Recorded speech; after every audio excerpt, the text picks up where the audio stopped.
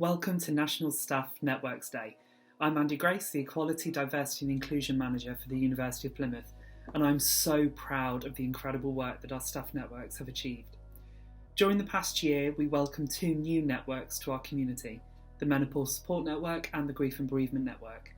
These 2 networks joined our LGBT Staff Forum, Women's Network and Staff with Disabilities networks to further our commitment to supporting staff throughout their time with the university and encouraging our people to bring their whole selves to work. It's been a busy 12 months, with our networks being responsible for some incredible community work, seminars, enriching events for staff, and of course their continued campaigning to ensure the University of Plymouth works for everyone.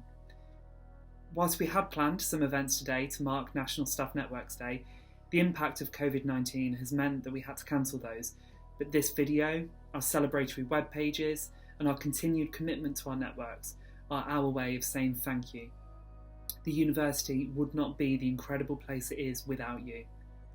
Over the last couple of months, our networks have renewed their commitment to supporting staff and have been really inspirational in how they've responded to the COVID-19 pandemic. Through online support groups, virtual social events, confidential advice and support, or just simply being there to listen, I've never been more proud of all of the work that our networks do. What follows is a small reminder of why our networks are so important to us. And one more time, thank you from the bottom of my heart for everything you bring to our university community.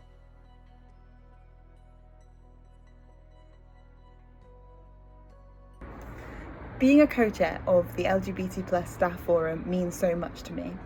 From making positive changes across the university to supporting our LGBT+ staff, to collaborating with other like-minded individuals across the city and beyond. It gives me an opportunity to make a real difference in people's lives and ensure that our LGBT+ staff members have positive experiences at work at the university and are able to truly be themselves. I do also love working with our allies and helping them help and support us.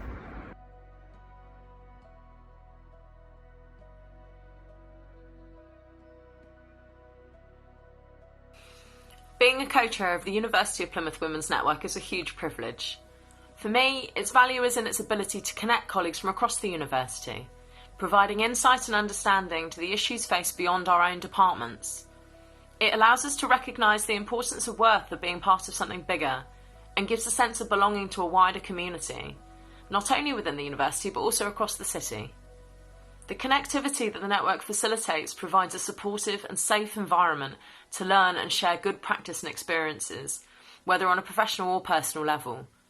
It allows us to connect, to communicate and to share as individuals, but also gives us a voice to shape culture and behaviours, making positive changes and creating opportunities to support leaders and managers when implementing these changes. The network exists as a reminder that while substantial progress has been made to reduce the divide between genders, improvements must still continue to be made to ensure wider inclusion and equality between all types of people across the workplace. We strive for policy change to improve our day-to-day experiences, to raise individual challenges, and to promote success where we see it.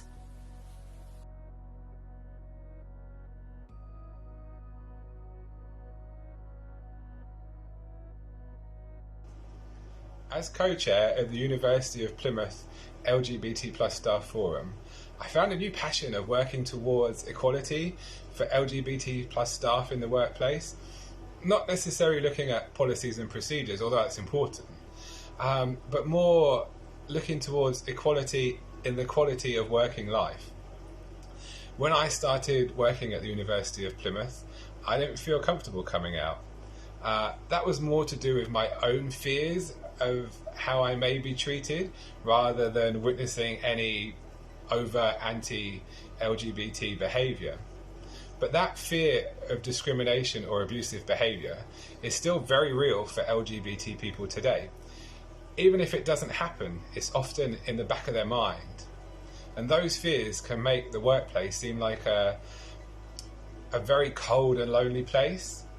And I would like to try and help prevent other people having to go through that. As co-chair of the LGBT+ Staff Forum, I'm part of a team that has the ability to help people. to help other LGBT staff working at the University of Plymouth. If nothing else, I would hope that it would just give them confidence to realise that there are other LGBT people working at the university, that there's already an LGBT community that they can connect with, so they can realise that, you know, they're not alone. The LGBT Staff Forum is primarily a support network for the university's LGBT staff, and I'm very proud to be part of it.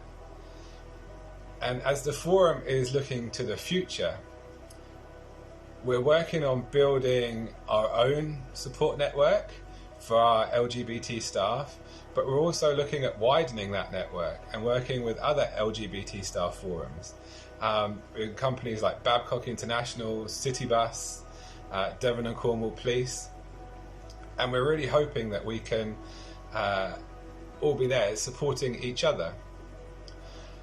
Our biggest hurdle has been actually just letting people know that we exist and that we can offer support if it is needed.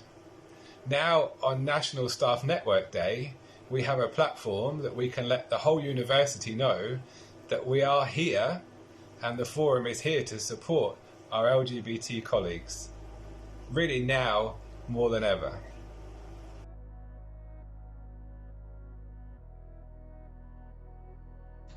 Hello, I'm Reverend Jonathan, the Pastoral and Spiritual Support Coordinator at the University, and I co-chair the Grief and Bereavement Staff Network. My other co-chair is Laura Behan, who is the Student Support and Conduct Manager in Student Services. The network's a relatively new network, which has meant that because of COVID-19, we haven't yet been able to meet in person. We have, however, set up a new private Facebook group which now has about a dozen or so members.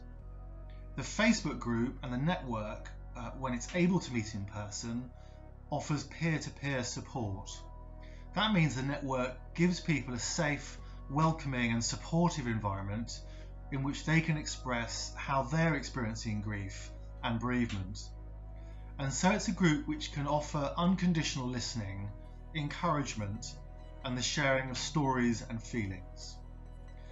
It's also a place which we hope will offer resourcing to its members through the sharing of information and coping strategies.